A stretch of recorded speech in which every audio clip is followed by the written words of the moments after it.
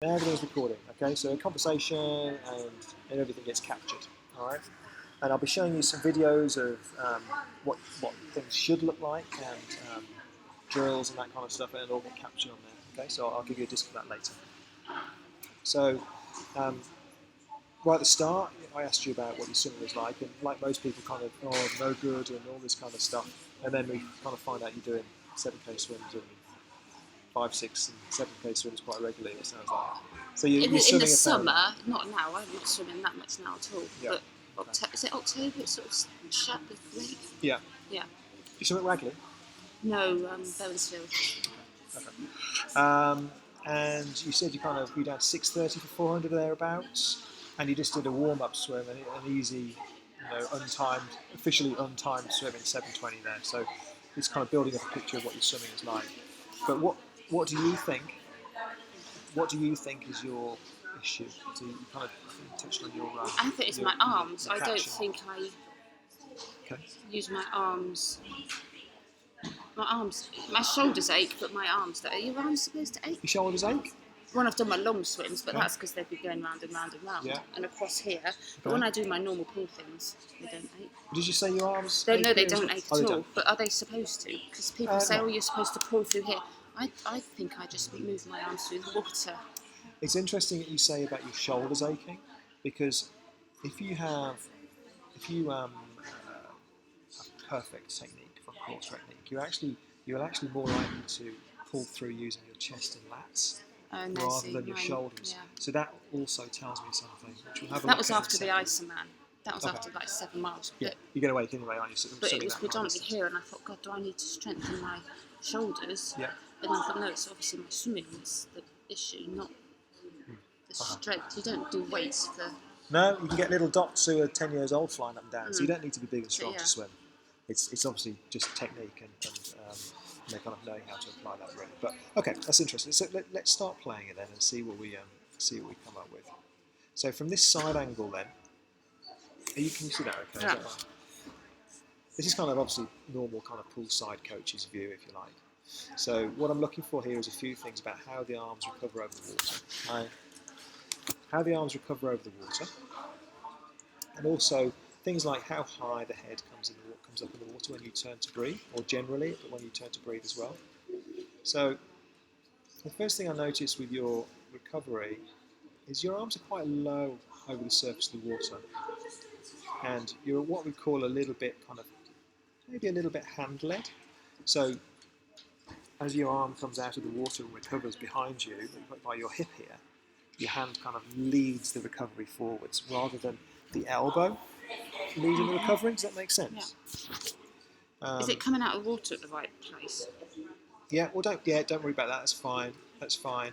I'm more kind of looking at what's happening So as should it recovers. this be pushing forward? So that elbow ideally would be a little bit higher. So you'd be coming in at more of an angle. Because what's happening is you're coming in with a flat arm here. Okay. Mm-hmm. So rather than I show you.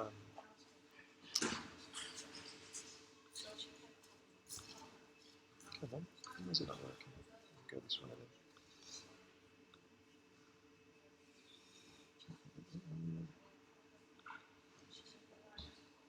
So this is John Van Hazel. This is Olympian. If you knew Mr. Smooth, which is is an animation, this is Mr. Smooth here. This is who Mr. Smooth is based on. Said to be the kind of most perfectly smooth stroke. Okay, so this is who the animation is based on. So just to show you,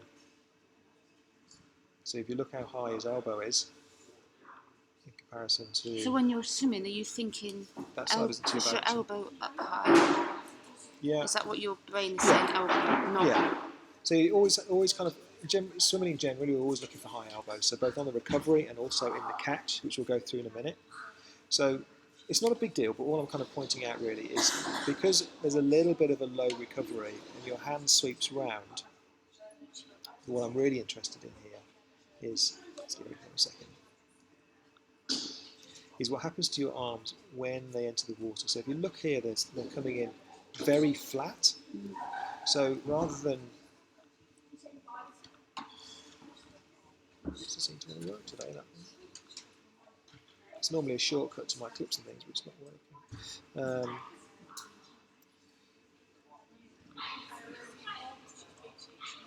So rather than, if you look at how he spears in, it's a subtle difference actually, but he spears in the front of the stroke. He's also got a long stroke, but he spears in, breaks the surface and goes down with little splash.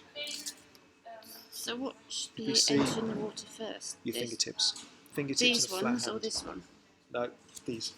They used to teach, old school swim teachers used to teach thumb first entry. So you'd recover and you'd come in like that. Mm-hmm. But what over time what happens is you can get pressure on your shoulder when that happens. But if you look at your hand here, I'm just kind of playing it. Now if you look at your hand, your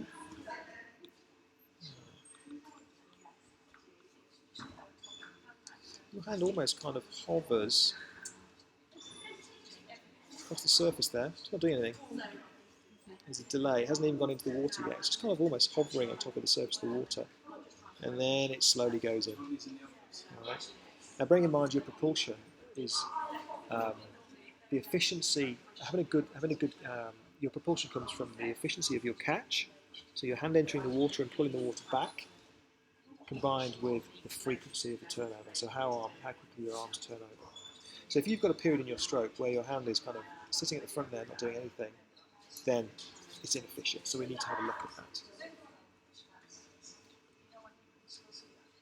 So on the other side, what we're seeing here is, as well, we've got your head here as well.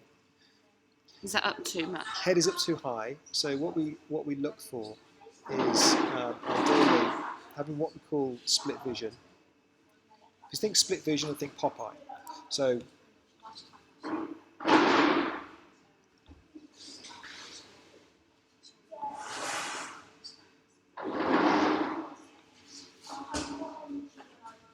when he eventually breathes, his head stays low. Okay, so that split vision is so the water, one goggle stays in the water. You know, so your head, it's not hugely high because I see some people's heads and they're up here. Okay, so it's not too bad. But what happens when you lift your head up is, have a look underneath the water, is it will generally, just try and find a clearer spot, cause your legs to be quite low in the water. We'll have a closer look at that in a minute. So lifting your head causes the legs to drop. So that's the reason I'm mentioning that. So we can have a little tweak of your position. What happens when you keep your head low is you get this bow wave forming around the head. And the bow wave comes up quite high at the front here. And then what happens is you have a little dip. And that's the dip you breathe into. And that's why it's called Popeye. You look at your mouth over at one side like he's chewing So spinach. how do you stop getting the water in half your mouth? Because the bow wave should generally, if you keep your head down low, and you've got the confidence to do it and practice it, the bow wave comes down here, and it actually comes like that. It makes a little trough for you to breathe into. It creates the space. Keeping your head low, it's kind of counterintuitive. Keeping your head low makes that trough. But if you lift your head up, it wipes out this wave here as the bow wave. Okay, and that has quite an impact on the rest of the body, the position of your head. It's a little tweak, which actually might gain quite a lot of time from in terms of the way your body sits. Does that make sense? Yeah. Okay. Is that just a practice thing, getting your head down? There's no... Yeah, we just in the squads we do drills. Literally, we do split vision drills, where swimming's one of these things where you can only really focus on one thing at a time. So you'll swim up and down, maybe even with a pull buoy or fins on, and you can focus purely on, when you take a breath, the side is one goggle staying in the water. Just gives you that little trigger for you to think about. And it'll just make probably 4 inches difference at the forehead, and that can have quite an impact on the back end here. So we were looking at the arms, so we just saw the head of the in the middle there, hovering over the water. And on this side, I'll zoom back out so it's a bit clearer. So again, we're coming down and we're coming down very flat on the water. There's that hand, look. There's that hand hovering. Is it just funny, that isn't it? one? Does it? Yeah, to that. Did you know you did that? No. I've never seen that before. It's quite interesting. So it goes, and then it goes, oh, right, I'm going to go in now. No, it's good. Okay, so, and then that arm doesn't do the same, but it still comes in flat. Okay? Now, let's carry on playing it through. Because these things have an impact. The way you set yourself up with your recovery, it affects, obviously, the quality of the stroke underneath the water. It doesn't really matter what your hands are doing, because you're not generating any propulsion when they're up in the air. But what they are doing is they're preparing your hands to go in for when the important stuff happens, which is under the water. Okay? So that's why we work on recovery. So have a look under the water here. First thing I notice really is these legs. They're quite low. Okay? So if you have a look at, again, I put comparisons in just so as you can see what ideal leg position would look like. This is Rebecca Adlington, not too shabby swimmer.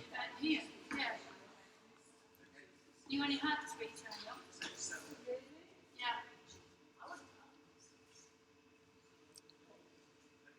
You think you've been in the club, right? So the camera will drop under the water in a minute. And you can see her hips on the surface here. Her legs, her heels are breaking the surface, so you know she's high in the water. Go under the water like that.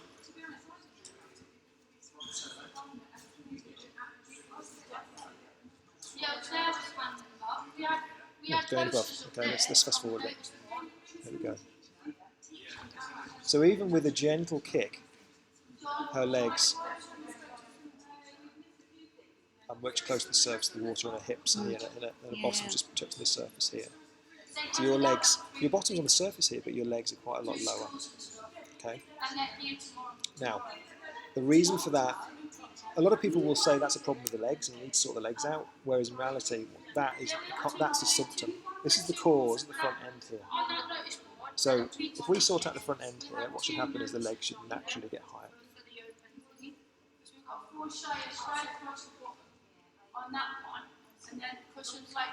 Okay. So the next thing I'm looking at, let's take that back a step, is I said you're coming in flat with the hands, so we can see what happens under the water here now. Now, what we've got is, your hand was kind of hovering and then it was coming in quite flat. With your body movement here, I was going to say rotation, but there's not a huge amount of rotation there. You're quite flat in the water. Is your your upper arms are coming in before your forearms. Yeah? Mm-hmm. Now what we've got here, and you can see the bubbles, is you're pulling straight down. You're pulling down and then pushing down. Okay?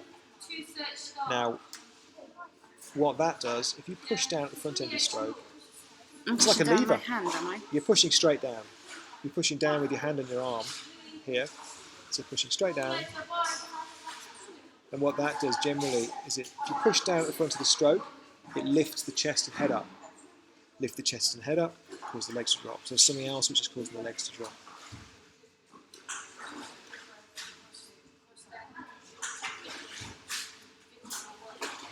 And then you're starting to pull back at that point.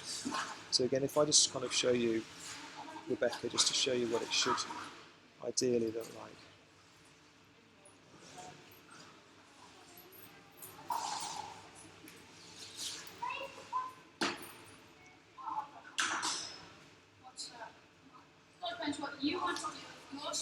So she spears in.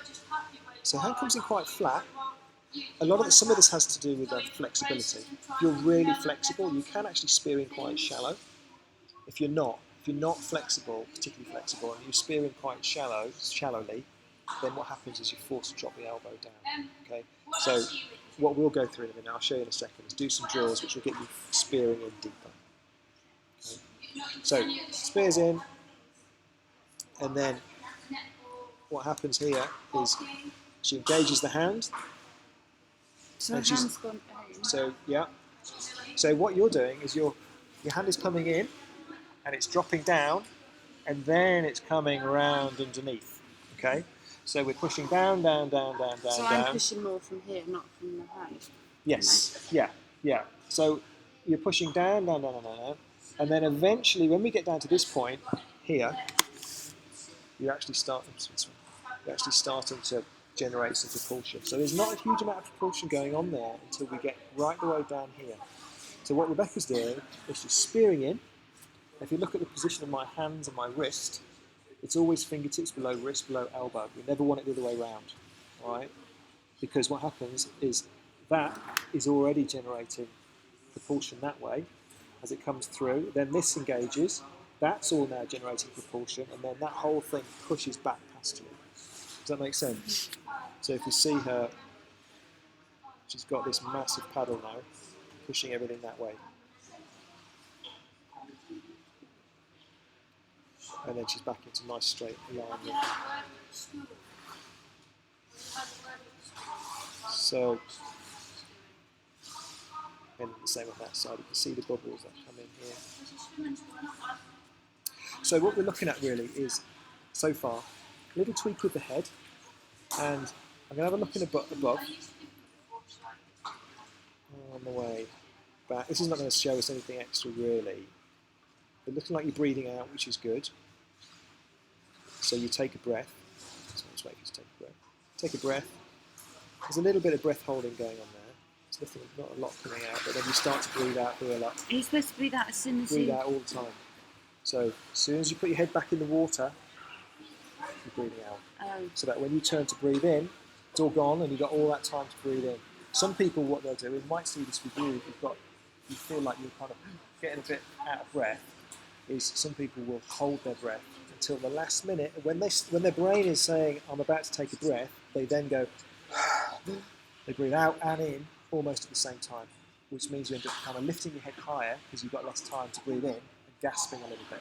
Yeah, I think, because I have to talk myself through my breathing, I do go breathe in and then I go and then breathe out.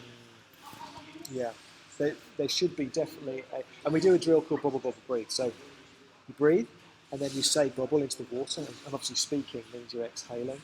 So as soon as your head goes back in the water, you're breathing out, breathing out, breathing out, breathing in, breathing out, breathing out, breathing out.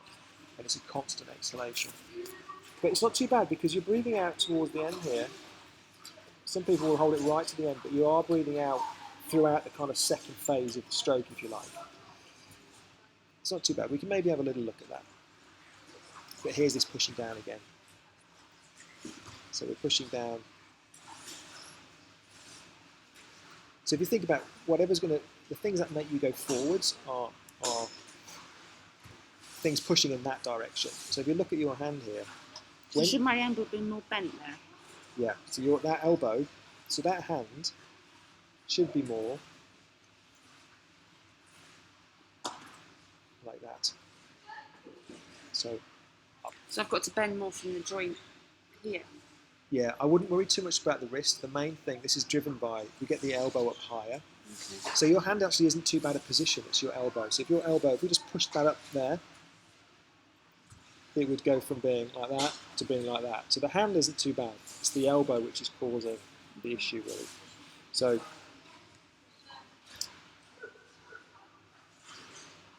when are we getting some propulsion that way? We're getting a little bit from the upper arm here. But the really positive thing is you're swimming 720 just without thinking about it. That's quick, okay? Think about the difference we can make with some of these tunes, tune up the stroke. Okay, I'm nearly done. I'll get you back in. Oh. So from above, now, this is where we see the real kind of, this is where we're going to really start to get focus in, and I'll tell you what we're going to do. Many of the issues that we're seeing are caused by not being aligned in the water. So, and again, the best way to demonstrate this is to show you, if I show you Jono again. Should this be right across here? No, that's what I'm about to show you. No, this is good. I think this is great because this is juicy stuff we can get stuck into, and it will we can make quite big changes quite quickly with this kind of stuff. So it's really positive. I think this is really good stuff. I get excited about this because we can see. Because it's so I can awful. see. No, not at all. It's almost better for you. If someone comes and they're doing 720 and they're nice and straight and this, that, and the other.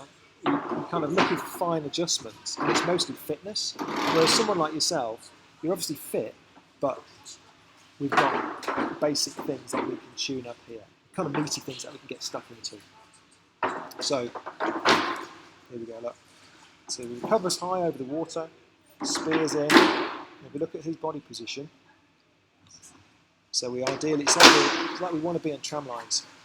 Everything's going in the direction of travel. So his hand spears in, his hand stays straight. Turns to breathe, his hand recovers over the top, and then spears in between the lines, stays straight. Everything stays straight. Whereas if we were to draw those lines with you, slightly different.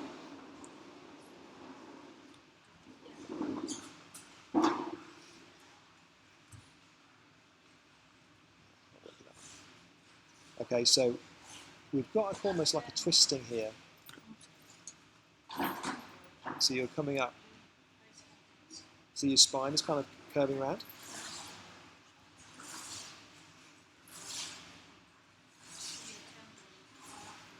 So you're heading over that there with that arm, and then sweeping down underneath. What's that? And that one is, well, that was going over there and then coming back again. But it's all, the point I'm making is it's all kind of, It's all over the it's place. all kind of ziggy-zaggy, it's all over, yeah. So your legs are splitting, and that's caused by the shape here at the front. Your legs react to what's happening up here, because they just try and balance you out. So the point I'm making is we need to straighten you up. Straighten you up. If we straighten you up, it'll improve the way you enter the water, it'll improve the way you extend into the water, it'll improve your catch and pull through. It's all related to you kind of being all bent out of shape a little bit. All right, so what we're going to do is, you've got fins. Yes. You're gonna. What fins have you got? Are the little short ones or the long ones? Short ones. Okay. My feet are a bit dodgy. My heel's a bit dodgy with them though. Okay. But I'll try them. Well, I'm going to get you to wear some different fins. But let's see what. Oh, you've got some little zoomers. They're for kicking. They're for almost like kick practice. Okay. So the fins I'll get you to wear are like they're longer fins. What deep guys? So yeah. So what they allow you to do is to generate more propulsion with an easy kick. Because the idea of drills is for you to be able to really focus in on getting yourself in the correct position. Right. Most of the time, if you've got little fins on, you're more worried about where your next breath is coming from than you They are. make me puff. They make me really puff. That's because they're kick fins. So you got to kick like that. You kick hard. You've got big legs. It gets you out of breath. The long fins you kick. So they're not going to help me. You need long fins. Okay. Yeah. I'll go through all that in a bit. Okay.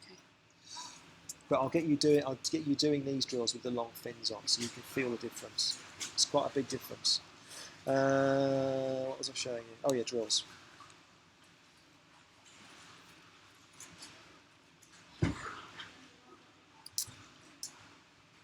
I was thinking we could. No, I'm going to complicate things. So kick on the side. It'll start to make sense when I show you what we're going to try and do to straighten you up a bit. Okay, so we're going to start with the kicking on the side drill. It's as simple as that. I'm not going to do that. You'll do it easy. What's this? What's the other arm doing? The other arm is just by the side. Okay. So you can see why you need long fins here, because your arms aren't doing anything. Alright? And does your head stay in like you would normally? Yeah, so your head, you'll be extended out. I'll go through it all with you, but you'll be extended out, and your head is down. Mm-hmm. You turn to breathe, and you need to breathe. So you breathe to the other Head back. Yeah, breathe away not- from the hand. Okay. Breathe away from the arm that's out. Yeah, head back in. Don't worry, I'll go through it all with you. You don't have to, you don't have to memorise everything. I'm not going to say go on and get on with it and then leave it. I'll go through it with you. So the idea of this here is we're getting nice and straight. Have a look from above. Look how straight he is in the water. Black line. So it practices staying straight. It actually 616, which we'll progress to in a minute, the next drill starts to bring in the rotation while staying straight. So turning to breathe, the practice is pop eye as well, keeping one eye in, one goggle in, one goggle out. And all it is making sure you're straight in the water, getting the shoulder blades back. That's it. That's all you do. Okay. But what happens after this is we go on to 616, which is the same, kicking on the side. But here we go. This is where we start. So does to he bring start a off straight kick. like you would flat and then go on to edge? So he's completely on his side. Even when he starts off. So kicking on. This is the same as kicking on the side. When you kick on the side, you are like you're like that, completely on your side. All right. You're almost exaggerating what you want to do in a real stroke because we want to swim like that. You swim at about 45 to 60 degrees, but during the drills we kind of almost overemphasize the rotation. So he's on his side, and hopefully you can see what we're trying to do to straighten you up here is that arm recovers over the top. And if you watch how he spears in, stays straight, back on his side again. So if you look at it in full speed, and the idea is it's super, like you're in control of it. We do it as slow as we need to go. That's why the fins are important. So he's stopping sides, whereas the first one you just stay on the same side. Yeah. So this is the progression. Don't panic. We'll go through it. Don't worry. I'm going to get you to wear an earpiece as well, so I'll be able to talk to you while you're doing this. So get your shoulder blades back. This is where you'll be talking about. How am I going to concentrate, listen, breathe, and do? You'll only have to worry about one thing at a time. Don't worry. Fine. Okay. Okay? Yeah. You're getting itchy feet now. You want to get in, do you? No, I'm getting the shakes back again. Okay, so we can start to see how we build it up. So we're on the side again. Now, 1, 2, 3 strokes. Okay? So we're starting to build up to full stroke. That's all we're going to do. That's all we're going to do. We're going to take you through that process of getting you straight in the water. And that will sort out a lot of these zigzaggy kind of things not being straight issues that we're seeing over here. Alright? We can also work on your head position as well. Can you just show me the one when he's the previous, when he's just on one side?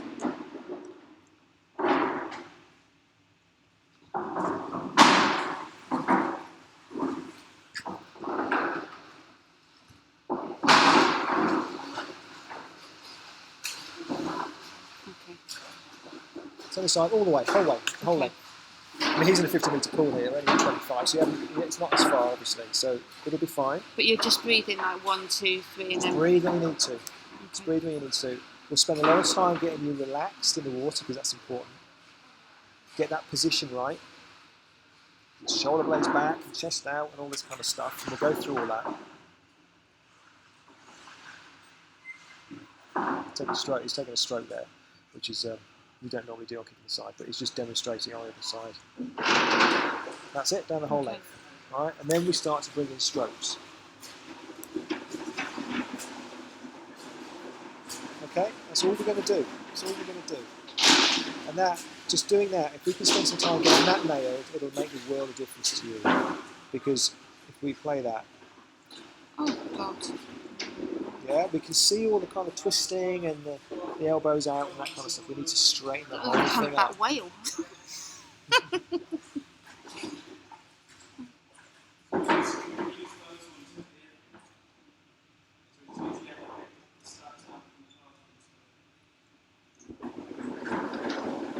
It's good to keep this because, 6 or 8 weeks' time, we've practiced, you potentially come back and have another look, you'll see the difference. And we can have a look to see how we can get these legs up. So your kick is alright actually, your kick is okay, it's just a bit low. Just because my legs are too big and sink. No. You get all sorts of shapes and sizes, and everyone should be able to get themselves up in the water. You don't need anything that hard. So a little bit of head position, get you straight in the water. That is going to help us sort out a lot of the issues that we've seen. The drill 616, 636 will also get you rolling onto the side because you're a little bit flat. If you're flat in the water, you don't rotate much, then you have to come round the side. If you rotate more, then you can come over the top with a stroke. That means you can spear in rather than coming in flat. Okay? Right. Any questions or anything? Yeah. Let's just get on with it, shall we? Let's get stuck in and it'll be fine.